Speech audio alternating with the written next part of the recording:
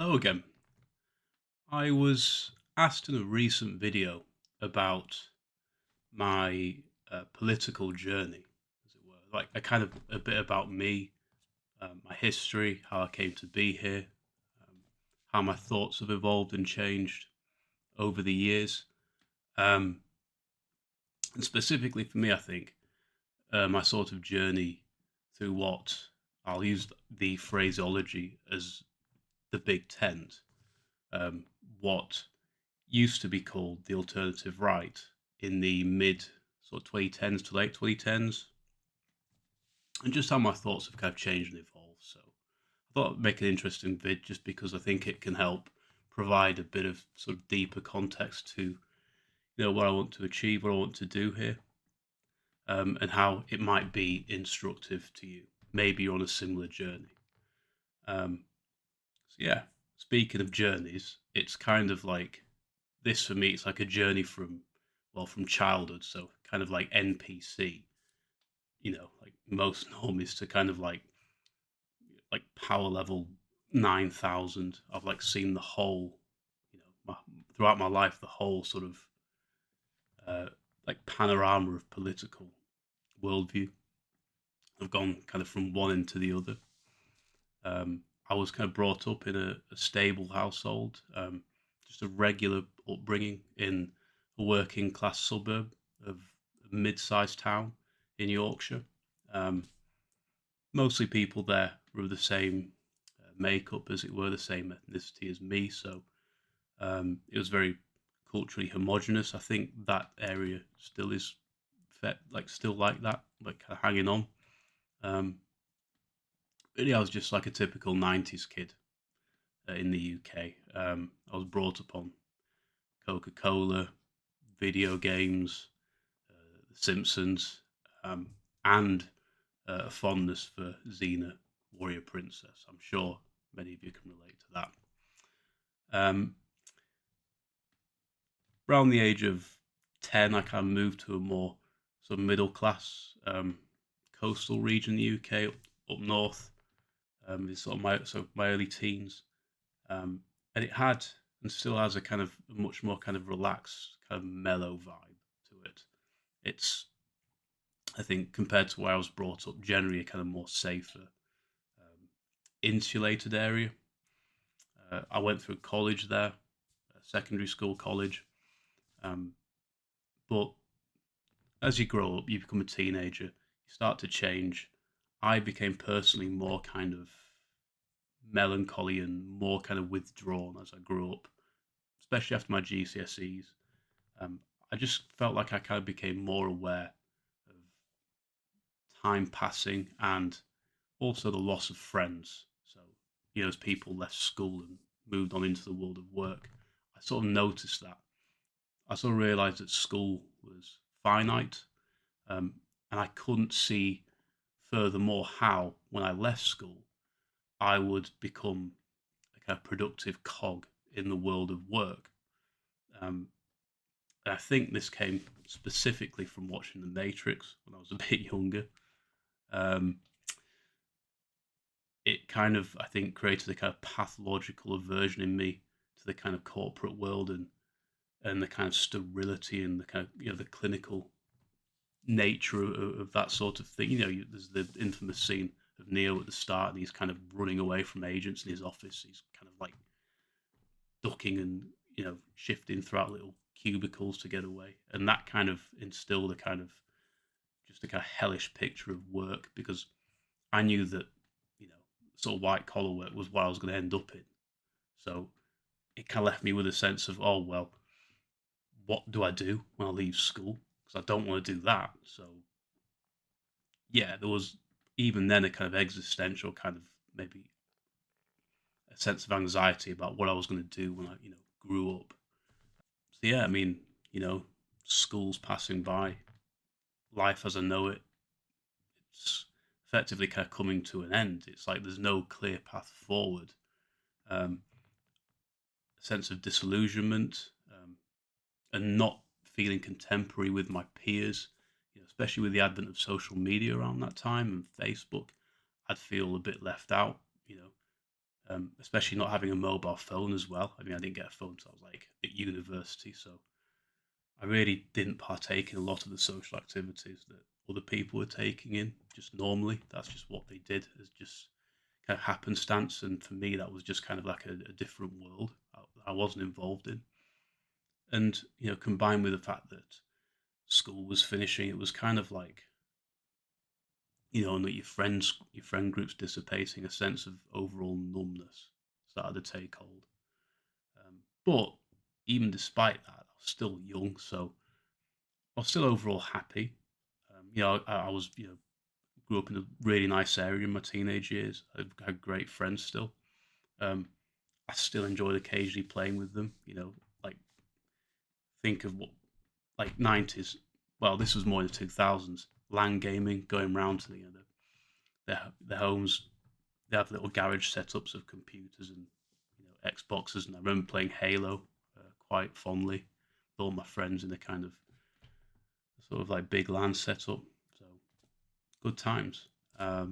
After that, university followed, and luckily for me, went with some of my best friends to Manchester and had a much more fast-paced lifestyle to what I was used to back at home.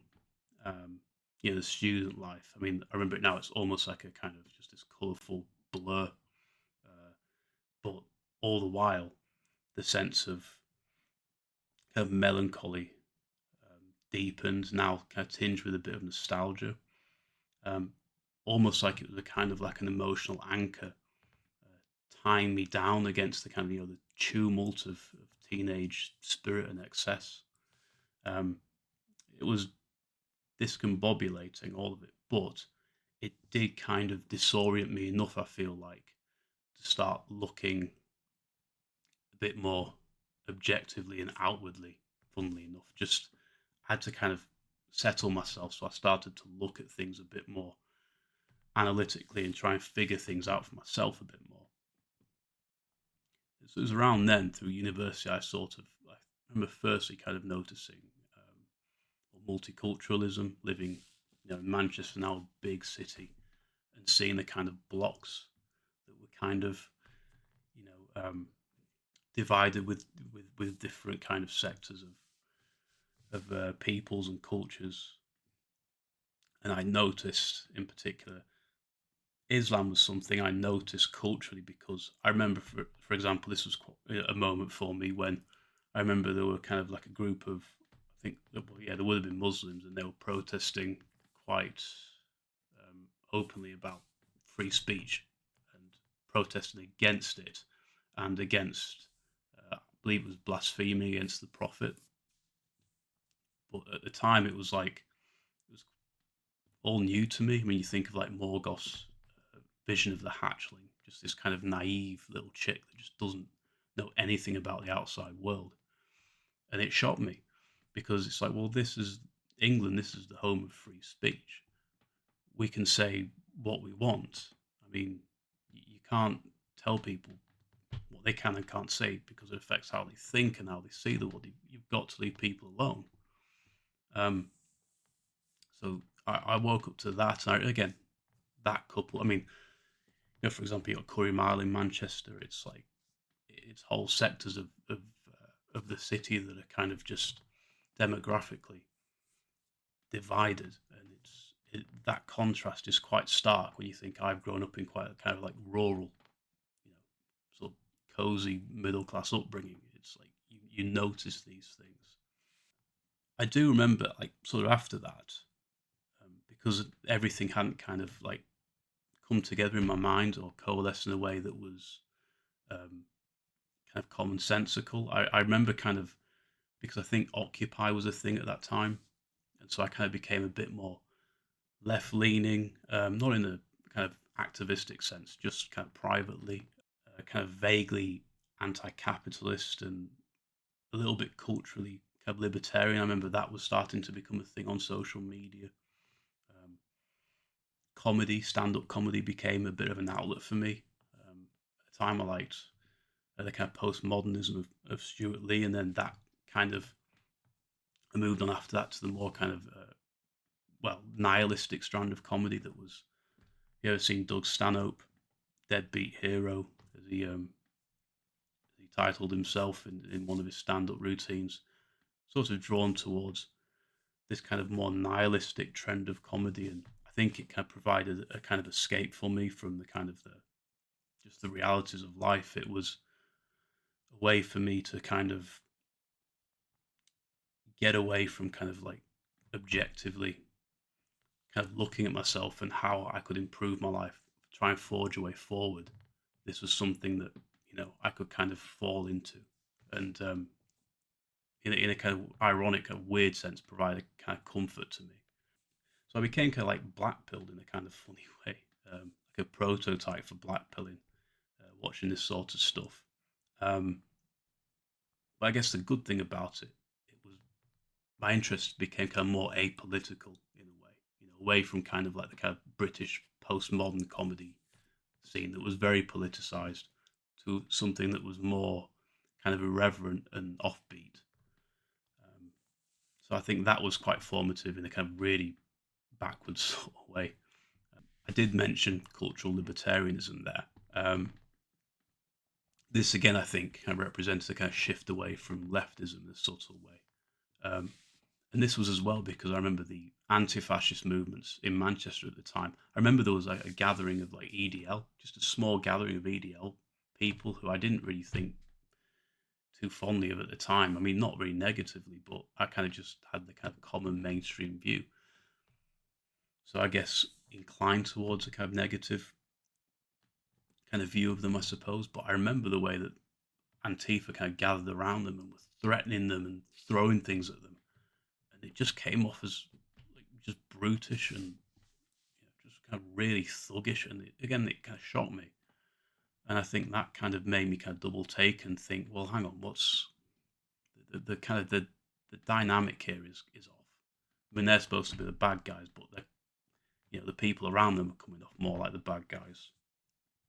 So again, that was a kind of another little moment for me. I think not long after that, I became more aware of the kind of social media, what was coming on social media at the time. There was a kind of burgeoning kind of atheist movement or kind of revivalism. And remember with the Four Horsemen of the Apocalypse, Richard Dawkins, Christopher Hitchens, I particularly was found quite intellectually stimulating, but looking back at the time, he's quite contrarian, irreverent, and anti-establishment. So I quite liked him for that. And but also I think it represented I was becoming more ingratiated within social media as well, and starting to have my views kind of more formed um, it from the kind of digital sphere, and so I was able to get a kind of a view outside of the main conduit of the establishment with mainstream media. So I think that was quite formative as well.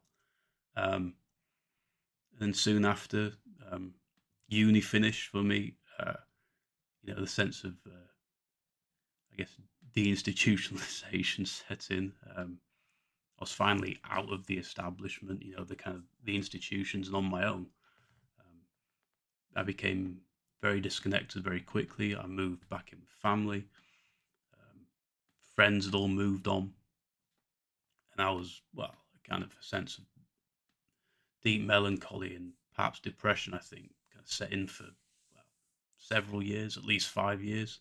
I kind of had a kind of like a semi neat lifestyle. I mean, I was never not doing something like a part time job or selling things, making a bit of money here and there. So I was never kind of like full neat, but I basically, yeah, I mean, I did have that kind of lifestyle of like doom scrolling YouTube, and I'd play the odd video game now and again, but um, it was much less enjoyable to me than when I was younger as a kid playing video games. There was always that sense of nostalgia and playing with friends, quite sharp in my memory. So it was always a little kind of off, like there's an offset there. I always felt a little kind of like almost like playing a kind of simulacrum of something I once enjoyed as a kid, but I can't anymore because things have changed. Um, and so mid 20s, um, try and make a bit of money here and there. Um, During that time, kind of this period of aimlessness, gained a lot of weight, and I kind of around this. It was around this time I had a sort of like road to Damascus moment. I was kind of walking and heaving up some stairs, and I just realised, hang on, what has happened? I've just kind of like it was like being asleep and waking up. Like this isn't me. I've been happier before. How can I kind of get that back? That kind of happy feeling. Like it's not just something that's nostalgic. It's something I want to be again. Um, and I made a decision using social media. Figured out how to kind of well for the first time well not diet properly but diet hard. I engaged in a kind of like an extreme kind of weight loss period for like several months. Lost all the fat, got down to like a kind of skinny 10 stone, just like stick thin. But I mean, it was almost masochistic how I did it. It was very quick. But the good thing is, it taught me kind of radical self discipline, and that if I could put my mind to it, I had some kind of control. Like, I can't control the world or what I'm supposed to be doing or the path forward, but I can at least start where it starts, like with myself and just with my kind of physicality. I can start to control that. Um, and that was where I kind of think things started to turn around at that point for me. It was a sense of achievement, and with that came kind of purpose. For the first time, it was like I'd built myself up, and even though I'd lost weight, I kind of achieved a goal that I'd set for myself. So if I can't control my mind yet so much, I'm not in full control of it. I'm in control of my body, as it were. So it was a start. And it was around that time, this is probably the most important thing that happened. I came across a YouTuber called The Golden One, TGO, you might know. Um, and I didn't really have a sense of what he was about. And I was just kind of passively starting to go through his videos. And I can't remember what video it was. It was one of his older ones. He just kind of casually he said something like, "And if you're not nationalist, go f yourself." He was saying it as like an add-on to. He was like qualifying something he'd said with that. It made me sort of double take, like whoa, like what, like so you're a nationalist, and nationalists. I mean, especially in the UK. I mean, they're like the BNP, right? They're supposed to be like devilry, right? I mean, at least so I thought. And I went back and sort of, he definitely said that, and it just kind of instead of like putting me off though, because I liked what he was saying before that, and he was an interesting, well-spoken guy. Obviously, very good at lifting, knows how to look after himself. I kept watching. Very quickly became, a motivation, especially his motivational kind of lifting videos. He had a sense of context to why he was doing it. Like he used mythology and sort of classical kind of precepts of European man, and like the Hellenic ideal, and how you can sort of become that and mantle that and have a sense of achievement and higher purpose, and tying that in with kind of politics like nationalism. There's bringing people up around you and giving them a kind of a shared common goal. And he also kind of used a, like, for me, interesting enough, like Skyrim, which is a video game, used the idea of like leveling up a kind of character in the video game, and how you could kind of replicate that in real life with yourself and getting stronger. And so for me, that was a really kind of important moment again, in this kind of definite shift rightwards on the spectrum. Soon after, another important figure for me was coming across Millennial Woes, and this, I think, as well as for a lot of people, was in a Sargon video, Sargon of Akkad, and I think it was something like the case for white nationalism, which again took me aback because it's like, wow, that sounds like that's quite extreme. But then I remembered that, well, hang on, Golden One's a nationalist, which is like supposedly far right, and he's cool. So whoever this like millennial woes is, I'll give him a listen. And again, much to my surprise, he was a very reasonable, intelligent, well-spoken figure who gave an impassioned case for what he was talking about. I can't remember all the details of it, but I found it compelling at the time, and again surprising because you don't expect, a white nationalist to be reasonable or independent minded, to be thinking in a way that's kind of optimistic and has a sense of purpose. You don't come across that in the mainstream. So that was it was like, well, and with social media, that was like Pandora's box at that point opening for me. It introduced this whole world of alternative thought and ideas, and I went through Woze's back catalogue. I really like the way he kind of his ideas, his own personality kind of bled into the movement, and it kind of collectivized people around him. And I think someone referred to him as like the dark heart of the alt right, and but it was a sense of community at the time with Brexit.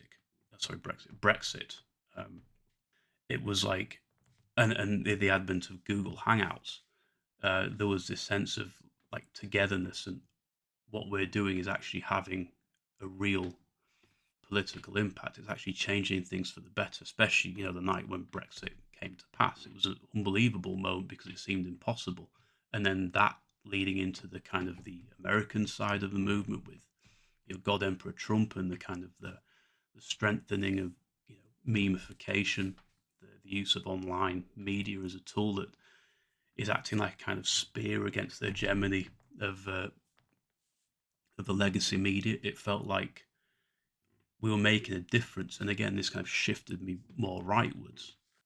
Also, I would qualify all that to say that a lot of these kind of videos, they provided a sort of a deeper context of things, and the personally for me, kind of quite profound sense of loss and disenchantment and aimlessness. This idea of can't remember who coined it, which philosopher, but Gewoffenheit, this kind of idea of thrownness, of not having a clear structured path and hierarchy.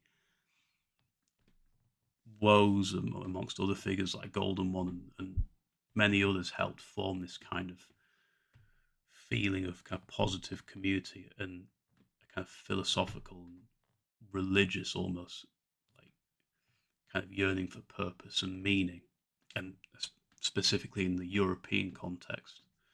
So, with that, the big tent, as it were, it kept growing until it stopped growing. And for me, a pivotal moment in its fortunes um, was a video by a guy called Adam Wallace, and I can't remember exactly how it was titled, but it was specifically noting how he thought the big tent, as I've phrased it, as it was commonly phrased, was coming to an end. How it was effectively going to implode. And this came as somewhat of a surprise to me because it seemed like it was just on an upward trajectory. But he kind of qualified it by talking about sort of it was starting to harden the movement. It was like there was a core that was kind of like hardcore white nationalism, the more conventional sort of stuff, like in America, that kind of scene. And because of that hardness, it was becoming somewhat brittle.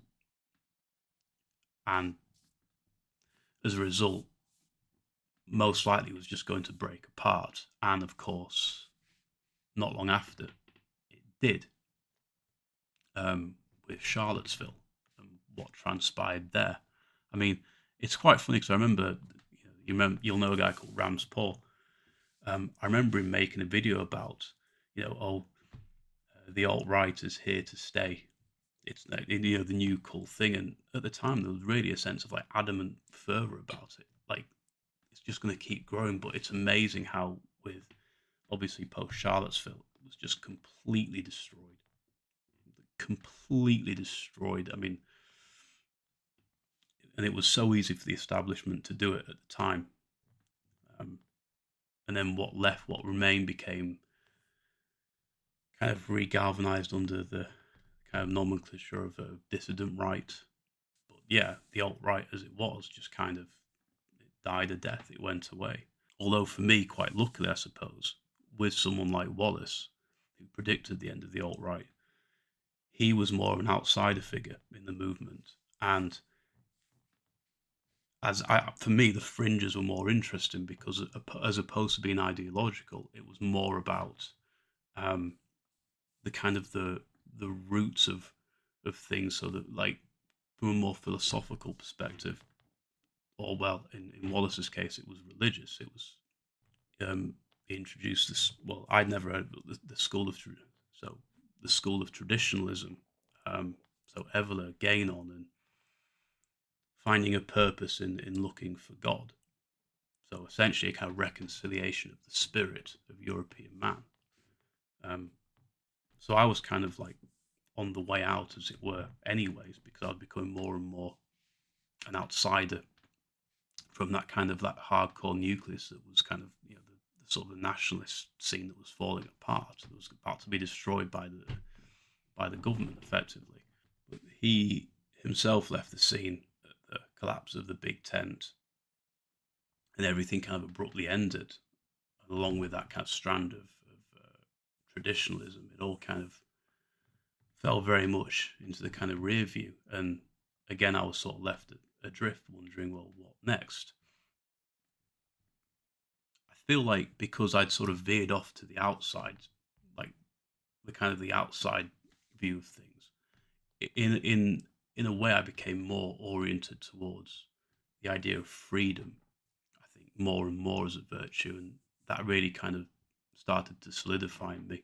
And with that, I developed more of an interest in paganism, neo-paganism as a kind of um, an outlet for what was a kind of more politicized kind of upbringing through social media, and how it all kind of fell apart and disillusionment from that. I was already kind of on the way out, but paganism kind of offered, I feel like, a very kind of reassuring, kind of more authentic worldview that provided a stable foundation. Um, because it's obviously the roots of Europe, you know, it's at least where to start. If it's not the whole thing, it's where you can start and find ground again. Um, so Varg, I remember watching all his videos at the time. He was an influential figure. Um, Morgoth, should really mention him. He kind of, I sort of, he was like the last alternative figure, well, apart from the Woodlander, where I kind of devoured his videos and watched a lot of his content. Just because he was like the last remaining kind of alternative figure on social media, still on mainstream social media, still allowed on, like the last man standing. And he has, you'll be aware, a much more kind of structured, kind of essayist, formal approach to his videos, and they're always thought provoking. I think he always had a sense of where things were going because he'd survived for so long. I mean, he introduced to me Odyssey, not personally, but in one of his videos. You know, what comes after YouTube, effectively? Where can the dissident sphere start to congregate to? And the idea of Odyssey, like, and amongst other alternative platforms, became more and more viable. Morgoth was quite interesting personally for me throughout COVID. Um, he took a very much kind of like anti-establishment stance, which I agreed with wholly. I myself didn't get jabbed, and I stood my ground in the face of potentially losing my job. Um, I worked time in quite very corporate environment, so I had to kind of really kind of, this is a line morally in the sand for me, and that was very instructive for me, very formative in my worldview of being oriented very much towards the idea of freedom as opposed to authoritarianism in whatever form, because I felt the kind of the teeth of the establishment at my heel throughout that time. So, and Morgoth was, he was a very kind of influential figure for me throughout that whole time. So, and I think also orienting in this fashion towards a more kind of freedom based, more sort of apolitical stance of things. Kind of, I think, well, for me, tinged with paganism. It was, I started to kind of pull out of this kind of more doomer, sort of neat lifestyle. Um, Obviously, just mentioned, got myself more kind of formal full time work, and kind of became more of, from doomer to bloomer, as it were. Um, so it had a very positive effect on me overall, and I started to become sort of somewhat more reconciled to the kind of the normie world. Started, at the time, dating again, made casual friends, and just being able to sort of get by just in the mainstream and sort of straddle both what I know to be the truth and kind of still be able to function in society. And this is sort of where I'm now, with the gathering, regathering of dissident movements, in a sense, with Trump, with Elon Musk's Twitter. Feel like a new alternative is needed, but one that has learned from the mistakes of the past, of this ideological brittleness of online movements, but looks in a way that is freedom oriented, that kind of maybe eschews collectivist thinking, at least to an extent, and encourages this kind of European solidarity towards freedom and finding kinship in that. I feel like that's what we can start to do now, and not, freedom in like a classical liberal sense, but inspired more by our kind of tribal roots. So paganism, Magna Carta, the English tradition of common law, a sense of shared spirit and virtue. Um, for me, things I want to take from the old, the big tent, as it were, traditionalism, neo-reaction. Let's put that into the mix. Paganism along as a kind of a metaphysical foundation, and I feel like there's a lot we can look at together where we can start to form a real alternative. And again, being kind of future looking, in a very much, for me, a kind of Landian sense of combining past and future, and having this kind of hybrid, kind of flexible approach to how we move forward. And I think that's what's going to ultimately give us the most leverage. And I guess we can sort of finish this off with my interest in the Woodlander, who I see as a kind of like a post-dissident figure, very much involved in the kind of the IRL alternative, this formation of something, say, political, freedom-oriented, but has roots online. It has, the community of, social media, but is kind of re-galvanizing it in the real world.